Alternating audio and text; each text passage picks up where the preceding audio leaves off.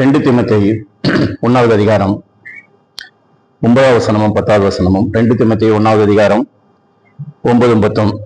அவர் நம்முடைய கிரியைகளின்படி நம்மை ரட்சிக்காமல் தம்முடைய தீர்மானத்தின்படியும் ஆதிகாலம் முதல் கிறிஸ்து இயேசுவுக்குள் நமக்கு அருளப்பட்ட கிருபையின்படியும் நம்மை ரட்சித்து பரிசுத்த அழைப்பினாலே அழைத்தார்.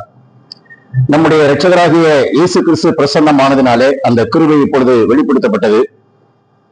இவர் மரணத்தை பரிகரித்து ஜீவனையும் அழியாமையும் சுவிசேஷத்தினாலே வெளியரங்கமாக்கினார்.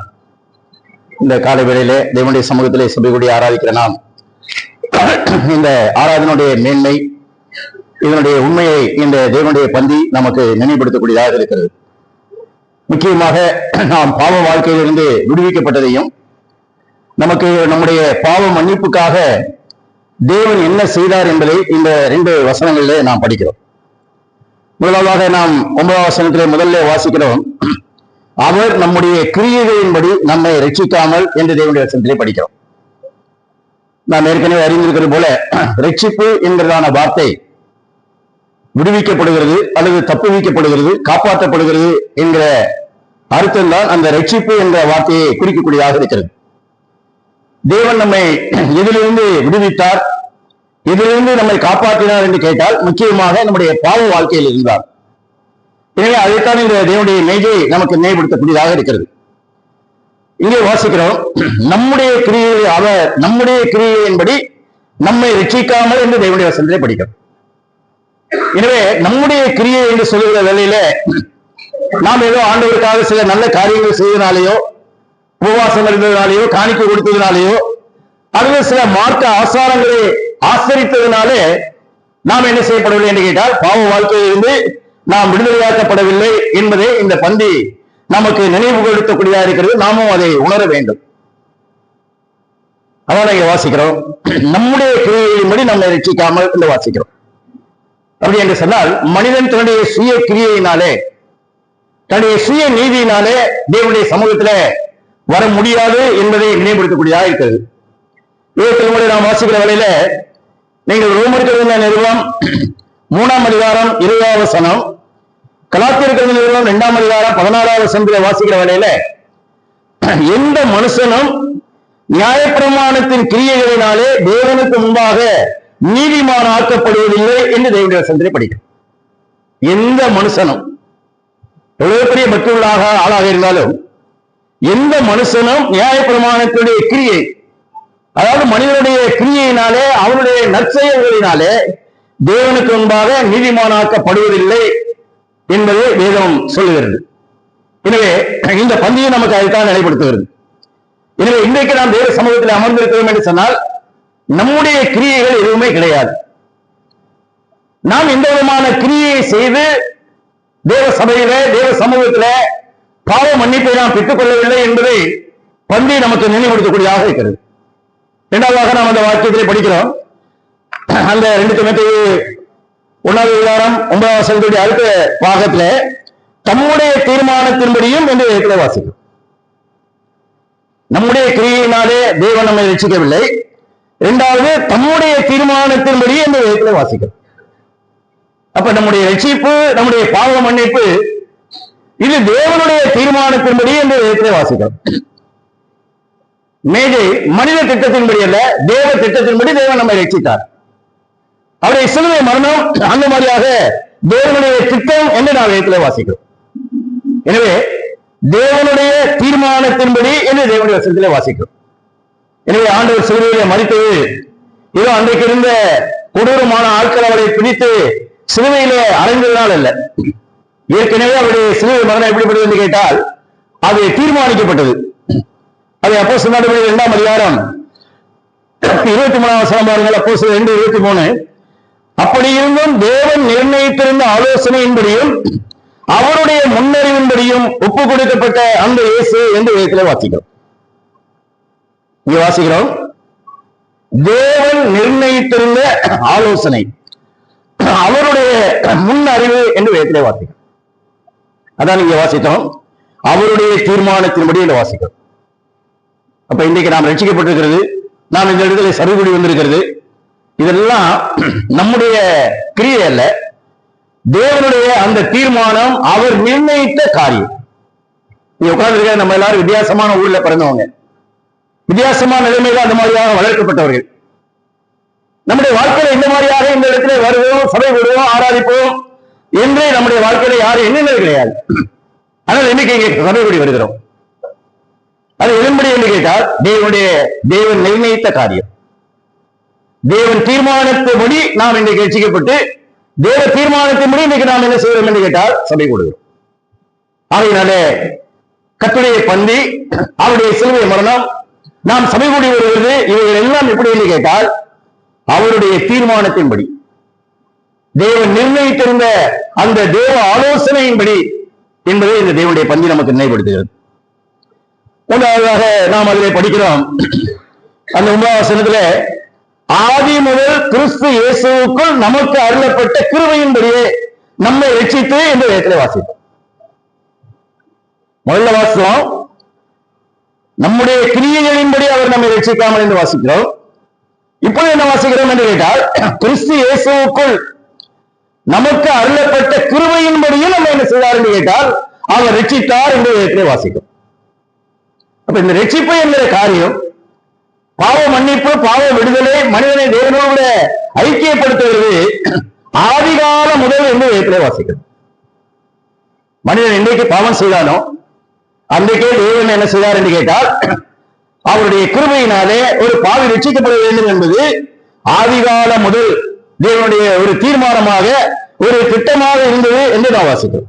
அதான் இங்க வாசிக்கிறோம், அவருடைய கிருபையின்படி நம்மை ரட்சித்து. நம்ம எதுவுமே செய்யல, மேஜையத்தான் நமக்கு நினைவுபடுத்துகிறது. இன்னைக்கு நாம் ரட்சிக்கப்பட்டிருக்கிறோம், சபையில் இருக்கிறோம், கர்த்தரை ஆராதிக்கிறோம் என்று சொன்னால் தேவனுடைய சுத்தமான கிருபை. எனவே அதுதான் இந்த மேஜை நமக்கு நினைவுபடுத்தக்கூடியதாக இருக்கிறது. ஆதிகால முதல் கிறிஸ்து இயேசுவுக்குள் அவருடைய கிருபையின்படி என்ன செய்திருக்கிறார் என்று கேட்டால் நம்மை ரட்சித்திருக்கிறார். அதனாலே நாம் ஆண்டவருடைய சமூகத்திலே, தெய்வ பிரசன்னத்திலே அமர்ந்திருக்கிற வேளையில தேவனுடைய கிருபையை என்ன செய்ய வேண்டும் என்று கேட்டால் நாம் நினைவு கூற வேண்டும். அதைத்தான் மேஜை நமக்கு நினைவுபடுத்தக்கூடியதாக இருக்கிறது.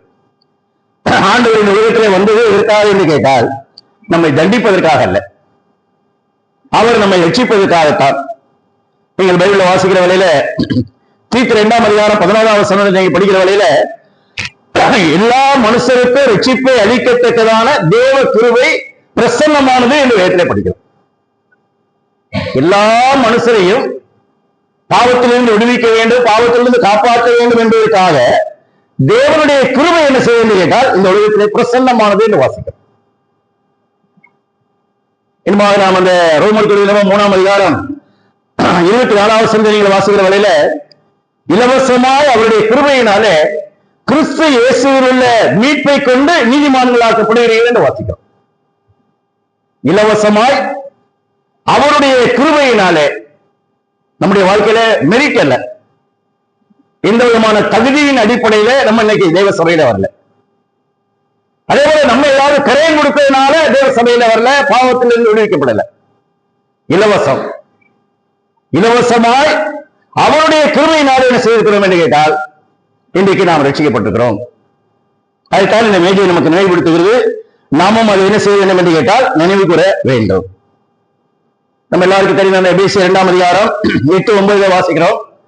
கிருபையினாலே விசுவாசத்தை கொண்டு ரட்சிக்கப்பட்டீர்கள், இது உங்களால் உண்டானது அல்ல, இது தேவனுடைய ஈவு, ஒருவரும் பெருமை பாராட்டாதபடிக்கு இது கிரியையினால் உண்டானதல்ல, இது கிருபையினாலே உண்டானது என்று வேதத்திலே வாசிக்கிறோம். எனவே மேஜை அதை நினைவுபடுத்துகிறது. தேவனுடைய தீர்மானத்தின்படி நாம் ரட்சிக்கப்பட்டோம், நம்முடைய கிரியையினால் அல்ல, தேவனுடைய கிருபையினாலே என்ன செய்திருக்கிறோம், நாம் ரட்சிக்கப்பட்டிருக்கிறோம். வாரந்தோறும் தேவ சபையிலே கர்த்தருடைய பந்திக்கு முன்பாக அமர்ந்திருக்கிற வேளையில நாம் இந்த காரியங்களை தான் என்ன செய்ய வேண்டும் என்று கேட்டால் நினைவு கூர்ந்து அவரை ஆராதிக்க வேண்டும். அடுத்து நாம் அதில் படிக்கிறோம், 4ஆவதாக அந்த 9ஆம் வசனத்துல நம்மை ரட்சித்து பரிசுத்த அழைப்பினாலே என்ன செய்தார் என்று கேட்டால் அழைத்தார். தேவனுடைய பந்தி, தேவன் நம்மை அழைத்தார், தேவன் நம்மை அந்த மாதிரியாக தெரிந்து கொண்டார். எதற்காக அழைத்தார்? இந்த வாக்கியத்தில் படிக்கிறோம், பரிசுத்த அழைப்பினாலே நம்மை அழைத்தார். தேவன் நம்மை அசுத்தத்திற்கு அல்ல, பரிசுத்தத்திற்கே அழைத்தார் என்று வேதத்திலே படிக்கிறோம். இப்ரேயர் 3ஆம் அதிகாரம் 1ஆம் வசனத்திலே வாசிக்கிற வேளையில பரம அழைப்புக்கு பங்குள்ளவர்களாகிய பரிசுத்த சகோதரரே என்று எழுதியிருக்கிறது. நம்முடைய அழைப்பு பரிசுத்த அழைப்பு, நம்முடைய அழைப்பு அந்த பரம அழைப்பு, பரலோக அழைப்பு. நம்முடைய சிலுவை பலியினாலே நம்முடைய பாவத்தையும் சாபத்தையும் நீக்கி நம்மை இன்றைக்கு பரிசுத்த சகோதரரே என்று தேவன் அழைக்கிறார். இன்றைக்கு பரிசுத்த சபை கூடுதல் என்று வேதத்திலே வாசிக்கிறோம். தேவன் பரிசுத்தம் உள்ளவர், அவர் நம்மை பரிசுத்தத்திற்கு அழைத்திருக்கிறார். எனவே நம்மை தேவன் தான் அழைத்திருக்கிறார்.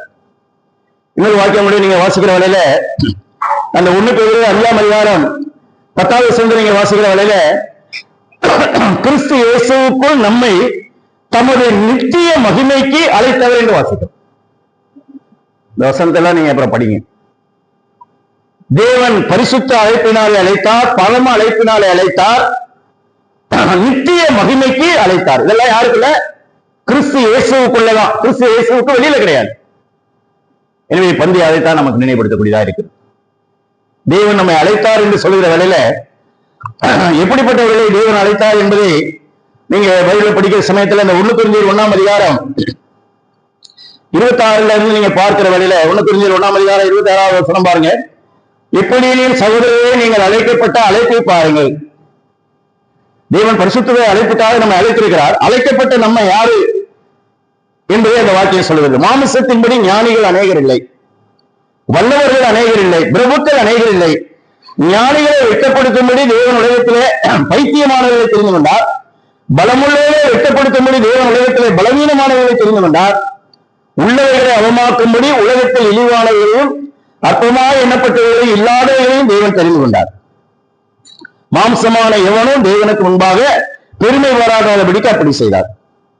தேவன் அழைத்து தெரிந்து கொண்ட ஆட்கள் எப்படிப்பட்டவர்கள் பாத்தீங்களா? பைத்தியமானவர்கள், பலவீனமானவர்கள், இழிவானவர்கள், அற்பமாய் எண்ணப்பட்டவர்கள். ஆண்டவருடைய பந்திக்கு முன்பாக நிற்கிற வேளையில் நான் பெரிய திறமசாலி, சாமர்த்தியசாலி, புத்திசாலி, என்னுடைய பக்தி, என்னுடைய ஜெபதபம், என்னுடைய மார்க்க ஆசாரங்கள் என்னுடைய கிரியைகள் அல்ல. இப்படிப்பட்ட என்னை தேவன் என்ன செய்தார்? அழைத்தார். அவர் என்னை தெரிந்து கொண்டார். அதைத்தான் மேஜை நினைவுபடுத்துகிறது. நம்ம ஆண்டவரை தேடி வரல, ஆண்டவர் நம்மளை தேடி வந்தார். நம்முடைய கிரியினாலே நாம் ரட்சிக்கப்படவில்லை, ஆண்டவர் தம்முடைய கிருபையினாலே நம்ம என்ன செய்திருக்கிறார்? அந்த மாதிரியாக ரட்சித்திருக்கிறார் என்கிற உண்மையை மேஜை நமக்கு நினைவுபடுத்துகிறது. எனவே அதெல்லாம் நம்முடைய வாழ்க்கையில் என்ன செய்ய வேண்டும்? நினைத்து தேவனை ஆராதிக்க வேண்டும். அடுத்து நம்ம படிக்கிறோம் அந்த 2 தீமோத்தேயு 1:10 நம்முடைய இரட்சகராகிய கிறிஸ்து இயேசு பிரசன்னமானதினாலே அந்த கிருபை இப்பொழுது வெளிப்படுத்தப்பட்டது என்று வேதத்திலே வாசிக்கிறோம். அந்த கிருபை இப்பொழுது என்ன செய்யப்பட்டிருக்கிறது என்று கேட்டால் வெளிப்பட்டது என்று வேதத்திலே வாசிக்கிறோம். நம்முடைய இரட்சகராகிய கிறிஸ்து இயேசு. கிறிஸ்து யார் என்று கேட்டால் அவர் நம்முடையவர். அதோடு மாத்திரமல்ல, அவர் நம்மை ரட்சித்த இரட்சகர். பாவத்தினால அக்கிரமத்தினால வாழ்க்கையை சீரழிந்து சின்னாபின்னமாகி நிம்மதியற்ற நிலைமையிலே உலகத்திலே ஒரு அலசரிப்பட்ட வாழ்க்கை வாழ்ந்த நம்மை தேவன் என்ன செய்தார் என்று கேட்டால் நம்மை ரட்சித்தார். அவர் நம்முடைய இரட்சகர் என்று நாம் தேவனுடைய சந்தையை படிக்கிறோம். அவர் இரட்சகர் என்று சொல்கிற வேளையிலே அவர் என்ன செய்தார்? மரித்து அடக்கம் செய்யப்பட்டு 3ஆவது நாள் உயிரோடு கூட இருந்து அவர் இன்றைக்கு என்ன செய்கிறார்? ஜீவிக்கிறார். இதை நீங்கள் எபிரேயர் 7ஆம் அதிகாரம் 25வது வசனத்தை வாசிக்கிற வேளையில எபிரேயர் 7:25 மேலும் தமது மூலமாய் தேவனிடத்தில் சேருவதற்காக வேண்டுதல் செய்யும்படிக்கு அவர் எப்பொழுதும் உயிரோடு இருக்கிறவராகையால் அவர்களை முற்றும் முடிய ரட்சிக்க வல்லவருமாக இருக்கிறார் என்று வாசிக்கிறோம். முற்றும் முடிய ரட்சிக்க வல்லவராக இருக்கிறார். கடந்த காலத்திலே பாவத்தினுடைய தண்டனையிலிருந்து நம்மை ரட்சித்தார். இன்றைக்கு நிகழ்காலத்திலே பாவத்தினுடைய வல்லமையிலிருந்து நம்மை ரட்சித்துக் கொண்டே இருக்கிறார். ஒரு நாள் வரப்போகிறார். இந்த பாவ சூழ்நிலையிலிருந்து நம்மை முற்றிலுமாக ரட்சித்து அவரோடு சேர்த்துக் கொள்ளப் போகிறார். முற்றும் முடிய ரட்சிக்க வல்லவராக இருக்கிறார். காரணம் அவர் உயிரோடு இருக்கிறார். அப்ப தேவனுடைய பந்தி ஆண்டவரை பாவத்திலிருந்து சாபத்திலிருந்து ரட்சித்தோடு மாத்திரமல்ல, இன்றைக்கு என்ன செய்கிறார்? பாவத்தினுடைய வல்லமையிலிருந்து என்னை காப்பாற்றுகிறார், என்னை விடுவிக்கக்கூடியவராக இருக்கிறார். ஒரு நாள் வரப்போகிறார். முற்றிலுமாக இந்த பாவ சூழ்நிலையிலிருந்து, இந்த பாவ ஜீவியத்திலிருந்து என்னை முற்றிலுமாக விடுவித்து அவரோடு கூட சேர்த்துக் கொள்ளப் போகிறார். ஒரு மகிமையான நம்பிக்கை, ஒரு எதிர்கால நம்பிக்கையை இந்த தேவனுடைய பந்தி நினைவுபடுத்துகிறது. ஆகையினால்தான் கர்த்தர் வருமளவும் இதை செய்யுங்கள். ஆண்டவர் வந்தார், கிருபையினாலே நம்மை ரட்சிப்பதற்காக சிலுவையிலே மரித்தார், உயிர் கொடுத்தார், ரத்தம் சிந்தினார், மரித்து அடக்கம் செய்யப்பட்ட 3ஆம் நாள் உயிரோடு கூட இருந்து அவர் இன்றைக்கும் ஜீவிக்கிறார். எனவே அதுதான் இந்த பந்தி நமக்கு நினைவுபடுத்துகிறது. நம்முடைய இரட்சகராகிய கிறிஸ்து இயேசு பிரசன்னமானதினாலே அந்த கிருபை என்ன செய்வது இப்பொழுது வெளிப்பட்டது. இந்த பந்தி அதை வெளிப்படுத்துகிறது. நாமும் அந்த தேவனுடைய வெளிப்படுத்தலை இன்றைக்கு பெற்றிருக்கிறோம். எதன் மூலமாக என்று கேட்டால் அவருடைய சிலுவை மரணத்தின் மூலமாக. அடுத்து நாம வாசிக்கிறது அந்த 10வது வசனத்திலே அடுத்து வாசிக்கிறோம்.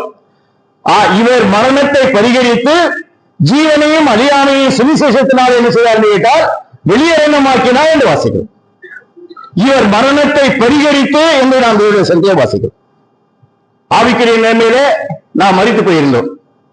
இரண்டாம் மரணமாகிய அக்கினியை கம்பெனிகிற அந்த நரக கடலில் இருந்து நம்மை தப்பிவிப்பதற்காக, அந்த மரணத்திலிருந்து நம்மை காப்பாற்றுவதற்காக அவர் என்ன செய்தார் என்றால் மரணத்தை பரிகரித்தார்.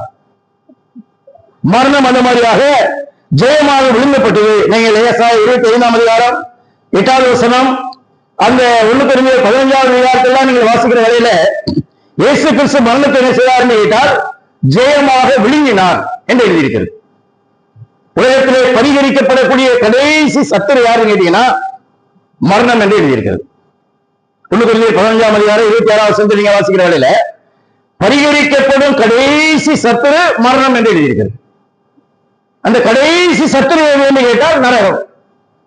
அந்த நரகம் பிசாசுடைய தூதருக்குமாக நியமிக்கப்பட்டது. எனவே ஆண்டவர் என்ன செய்தார் என்று கேட்டால் அந்த பிசாசுடைய பிடியில் இருந்து, அந்த நரக ஆக்கினையிலிருந்து நம்ம என்ன செய்தார் என்று கேட்டால் தப்பிவிட்டார். அதற்காக அவர் என்ன செய்தார் என்று கேட்டால் மரணத்தை பரிகரித்தார். அந்த 1-15-54 படி அவர் மரணத்தை என்ன செய்தார் ஜெயமாக விழுங்கினார் என்று தேவனுடைய வசனத்திலே வாசிக்கிறோம். எனவே பந்தி அவருடைய சிலுவை மரணம் நம்மை பாவம், நரகம், பிசாசு இவைகளிலிருந்து அவர் என்ன செய்தார் என்று கேட்டால் நம்மை விடுவித்தார். மரணம் ஜெயமாக விழுங்கப்பட்டது. மரித்த கிறிஸ்து இனிமேல் மரிக்கிறது கிடையாது. எனவே அவர் என்ன செய்தார் என்று கேட்டால் மரணத்தை பரிகரித்தார் என்று வேதத்திலே வாசிக்கிறோம். எனவே நமக்கு ஒரு நல்ல எதிர்கால நம்பிக்கை இருக்கிறது. நீங்கள் இதை ஒரு வாக்கியம் வெளிப்படுத்தின விசேஷம் 21வது அதிகாரம் 4வது வசனத்துல ஈடுபாடு எழுதப்பட்டிருக்கிறது. வெளிப்படுத்தல 21:4 அவருடைய கண்ணீர் யாவையும் தேவன் துடைப்பார். இனி மரணமும் இல்லை, துக்கமும் இல்லை, அளவிலும் இல்லை, வருத்தமும் இல்லை, எல்லாம் இந்தினவைகள் ஒளிந்து போயின என்று விளம்பினதே என்று வாசிக்கிறோம். அவர் மரணத்தை பரிகரித்தார். ஆகையினாலே நம்முடைய வாழ்க்கையில கண்ணீர் இல்லை. அந்த பாவ வாழ்க்கையினாலே சீரழிந்திருந்து வேதனையோடு கண்ணீரோடு கூட இருந்த நம்முடைய வேதனையை தேவன் அனுப்பினார், கண்ணீரை துடைத்தார். இனி மரணம் இல்லை, மரணத்தினாலே வரக்கூடியதான அலறுதலும் இல்லை, துக்கமும் இல்லை, வருத்தமும் இல்லை என்று வேதத்திலே வாசிக்கிறோம். இதெல்லாம் நீங்கிருச்சு. எதனால? அவருடைய மரணத்தினால. அவர் மரணத்தை பரிகரித்து என்று வாசிக்கிறோம். அது வெளிப்படுத்தல் 22:3 நீங்க வாசிக்கிற வழியில இனி ஒரு சாபமும் இராது என்று எழுதியிருக்கிறது. அவர் மரணத்தை பரிகரித்ததுனால இனிமே சாபம் கிடையாது, அலறுதல் கிடையாது, துக்கம் கிடையாது, வருத்தம் கிடையாது, கண்ணீர் கிடையாது. தேவன் அதை எல்லாம் என்ன செய்தார்? மாற்றிவிட்டார். அதைத்தான் பந்தி நினைவுபடுத்துது. கடைசியாக நாம் வாசிக்கிறோம் அந்த 10வது வசனத்திலே மரணத்தை பரிகரித்து ஜீவனையும் அழியாமையும் சுவிசேஷத்தினால் என்ன செய்தார்? வெளியரங்கமாக்கினார். ஜீவன், அழியாமை. அக்கிரமத்தில் பாவத்தில் சிட்டு கிடந்த நமக்கு அவர் தன்னுடைய ஜீவனை கொடுத்தார். அவர் மாத்திரமல்ல, நாம் என்னென்னைக்கு அழிவில்லாதவர்களாக தேவனோடு வாழப்போகிறோம். ஜீவனையும் அழியாமையும் தேவன் வெளியரங்கமாக்கினார். எதனால கேட்டீங்கன்னா சுவிசேஷத்தினாலே. சுவிசேஷம் என்றால் என்ன அப்படின்னு ஒரு கேள்வி கேட்டா 1-15ஆம் அதிகாரம் 3-4 அதான் சுவிசேஷம். அந்த வாக்கியத்தில் என்ன எழுதியிருக்கிறது? கிறிஸ்துவானவர் வேத வாக்கியங்களின்படி நமது பாவங்களுக்காக மரித்து அடக்கம் பண்ணப்பட்டு வேத வாக்கியங்களின்படி 3வது நாள் என்ன செய்தார்? உயிர் தெழுந்தார். இதான் சுவிசேஷம். அந்த சுவிசேஷத்தினாலே தேவன் என்ன செய்தார்? ஜீவனையும் அழியாமையும் என்ன செய்தார்? வெளியரங்கமாக்கினார் என்று வாசிக்கிறோம். அப்ப நமக்கு ஒரு நித்திய வாழ்க்கை, ஒரு அழிவில்லாத வாழ்க்கை இருக்கிறது என்பதை மேஜை நமக்கு நினைவுபடுத்துகிறது. ஆகையினால இந்த காலை வேளையில சபையோடு ஆராதிக்கிற விசுவாசிகளாகிய நாம் இந்த 2 தினத்தை 1வது அதிகாரம் 9-10 வசனத்தின்படி அவர் நம்முடைய கிரியையின்படி நம்மை ரட்சிக்காமல் தம்முடைய தீர்மானத்தின்படியும் ஆதிகாலம் முதல் கிறிஸ்து இயேசுவுக்குள் நமக்கு அருளப்பட்ட கிருபையின்படியும் நம்மை ரட்சித்து பரிசுத்த அழைப்பினாலே அழைத்தார். நம்முடைய இரட்சகராகிய கிறிஸ்து இயேசு பிரசன்னமானதினாலே அந்த கிருபை இப்பொழுது வெளிப்படுத்தப்பட்டது. அவர் மரணத்தை பரிகரித்து ஜீவனையும் அழியாமையும் சுவிசேஷத்தினாலே வெளியரங்கமாக்கினார். இந்த ஆவிக்குரிய சிந்தையோடு கூட ஆசீர்வதிக்கப்பட்ட இந்த கர்த்தருடைய பந்தியில நன்றி உள்ள உணர்வோடு கூட நீங்கள் நானும் சபையாக அதனை பங்கெடுத்து தேவனுடைய பரிசுத்த நாமத்தை மகிமைப்படுத்துவோம். ஆமென்.